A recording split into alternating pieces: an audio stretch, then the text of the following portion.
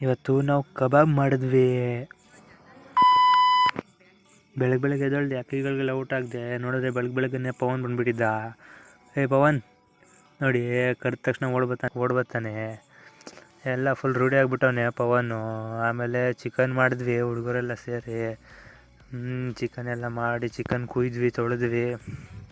ಅದಾದಮೇಲೆ ಎಲ್ಲ ಕುಯ್ದ್ವಿ. ನೋಡಿ ನನ್ನ ಫ್ರೆಂಡ್ ಹೆಂಗೆ ಕುಯ್ತಾನೆ. ಅದಾದಮೇಲೆ ಸಾಂಬಾರು ಮಾಡಿದ್ವಿ. ಸಾಂಬಾರು ಆದಮೇಲೆ ಕಬಾಬ್ ಕಬಾಬ್ ಕಲಿಸ್ತಾಯಿದ್ರು ನಮ್ಮ ಹುಡುಗರು. ನೋಡಿ ಕಬಾಬ್ ಮಾಡಿದ್ವಿ. ಕಬಾಬು ಒಂದೊಂದೇ ಆಗ್ತಾಯಿದ್ರೆ ಒನ್ ಮೋರ್ ಅನ್ಬೇಕು ನೀವು. ಬೆಳ್ಳುಳ್ಳಿ ಕಬಾಬ್ ಇದು ನೋಡಿ ಎಷ್ಟು ಚೆನ್ನಾಗೈತಂತ. ಒಂದು ತಿಂದರೆ ಇನ್ನೊಂದು ತಿನ್ಬೇಕು ಅನ್ನಿಸ್ತೈತೆ, ಆ ಥರ ಕಬಾಬು. ಎಲ್ಲ ತಿಂದ್ವಿ, ಕಬಾಬೆಲ್ಲ ಫುಲ್ ಎಂಜಾಯ್ ಮಾಡಿದ್ವಿ. ಅದಾದಮೇಲೆ ಮನೆಗೆ ಹೋದೆ ಸಾಯಂಕಾಲ. ಮೇಕೆ ಬಿಟ್ಟೆ ಅಷ್ಟೇ.